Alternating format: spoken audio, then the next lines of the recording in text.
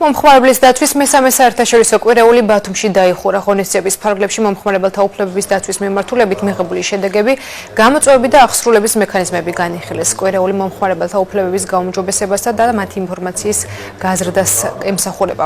წელსამიზნე აუდიტორიას განსაკუთრებით შეზღუდული შესაძლებლობების მქონე პირები, ეთნიკური უმცირესობების წარმომადგენლები და რეგიონში მცხოვრები მოქალაქეები წარმოადგენდნენ. სპეციალურად მათთვის კონკურენციის სააგენტომ ადაპტირებული საინფორმაციო ვიდეო რგოლები და ბროშურები დაამზადა. ღონისძიების ორგანიზატორი 6 მარეგულირებელი უწყება: კონკურენციის სააგენტო, სემეკი, დაზღვევის სახელმწიფო ზედამხედველობის სამსახური, ეროვნული ბანკი, კომუნიკაციების კომისია და სურსათის ეროვნული სააგენტოა. 15 მარტს მომხმარებელთა უფლებების დაცვის საერთაშორისო დღეს მთელს მსოფლიოში აღნიშნავენ.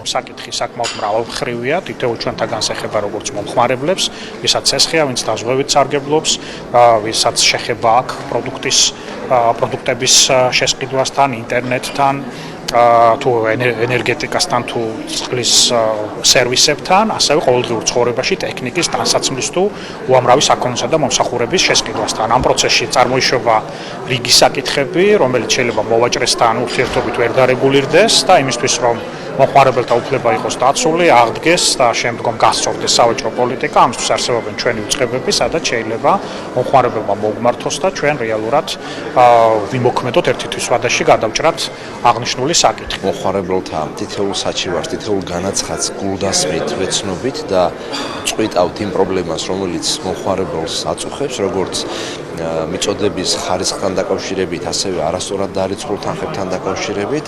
გასულ წელს 3 მილიონ ლარამდე ჩამოვაწერეთ ჩვენ არასწორად ზედმეტად დარიცხული და ხანდაზმული დავალიანების სახით მომხმარებლებს, ისევე როგორც მათი სხვა ტიპის საჩივრები, განსაკუთრებით კომუნალური სერვისების ხარისხის მიწოდებასთან დაკავშირებით ძალიან ბევრ ადგილას გადავჭერით.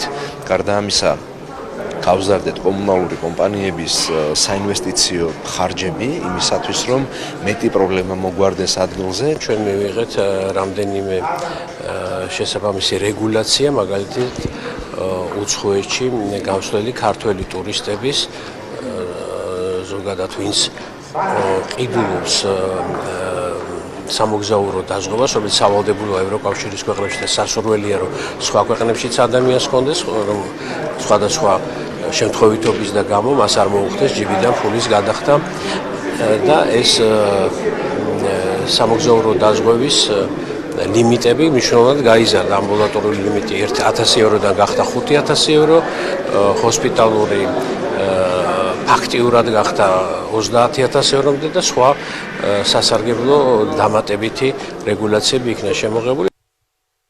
ბათუმის შოთა რუსთაველის სახელმწიფო უნივერსიტეტმა საქართველოში მენტალური არითმეტიკის